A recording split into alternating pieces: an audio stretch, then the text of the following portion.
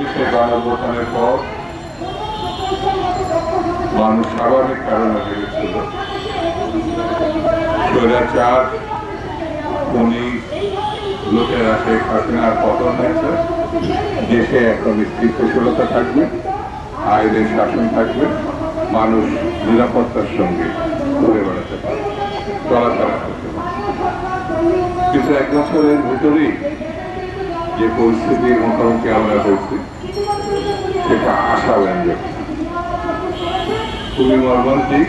গণ অধিকার পরিষদের সভাপতি এবং জাতীয় সভাপতিকে রাস্তায় যেভাবে পিটানো হয়েছে, খুনের উদ্দেশ্যে তাদেরকে হত্যার জন্য যেভাবে ছুরিকাঘাত করা হয়েছে, এটা বড়ই মর্মান্তিক এবং আমি এই ঘটনার তীব্র প্রতিবাদ জানাই। অনন্ত বিলম্বে এর সঙ্গে যারা জড়িত তারা যাই হোক এবং যত ক্ষমতার অধিকারী হোক তাদের বিরুদ্ধে মামলা এবং যথাযথ আইনের প্রয়োগ এবং গ্রেফতারের আহ্বান জানায়। তারা যদি ঘুরে বেড়ায় তাহলে আইনের শাসন প্রতিষ্ঠিত হবে।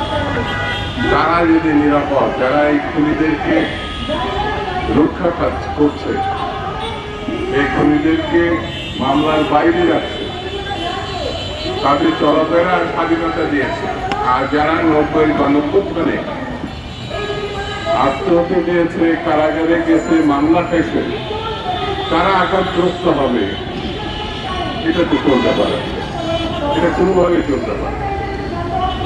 আওয়ামী লীগ 16 বছর ধরে মানুষের উপরে জুলুম করেছে।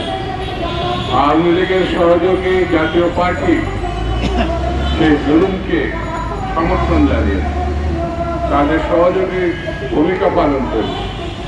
14 দল এখন পর্দার অন্তরালে চলে গেছে, তাদের চেহারাও দেখা যাচ্ছে না, তাদের সংগঠনের কথা শোনা যাচ্ছে। কিন্তু এই আঘাতের মধ্য দিয়ে আমরা এই প্রমাণ পেয়েছি হাসিনা এবং তার যেসব দোষক তারা এখনো সক্রিয়। হাসিনার বিভীষিকাময় শাসন আমরা দেখেছি, বাংলাদেশের জনগণের অর্থ লুট করার যে পরিস্থিতি আমরা দেখেছি, সেটা এর আগে গত 16 বছরে যা হয়েছে তার আগে 15 বছরের ভিতরে এই ধরনের লুটপাট, এই ধরনের গণহত্যা, এই ধরনের মর্মান্তিক পরিস্থিতি বাংলাদেশের মানুষ কখনো দেখে।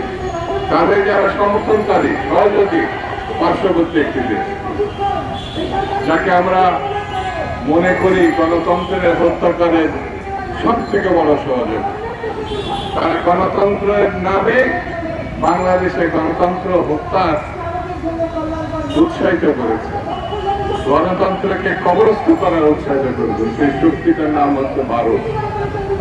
আমরা মনে করি এই ভারত প্রতিবেশী দেশ বন্ধুচ্ছলে আমাদের সবকিছু, যেমন পানি আমরা সময় মতো পাই না, যখন পানি পাই সেটা তখন বন্যা আকারে দেখা যায়। কৃষক, শ্রমিক, ক্ষেত খামার, বাড়ি ঘর সব ডুবে যায়। যখন বাঁধ বন্ধ রাখার কথা তখন তারা খুলে যায়, আর যখন খুলে যাওয়ার কথা তখন তারা এটা বন্ধ রাখে। আমরা মনে করি সহজ এবং বন্ধুবৎসল্য প্রতিবেশী পাওয়া বাংলাদেশের ভাগ্যে আর না।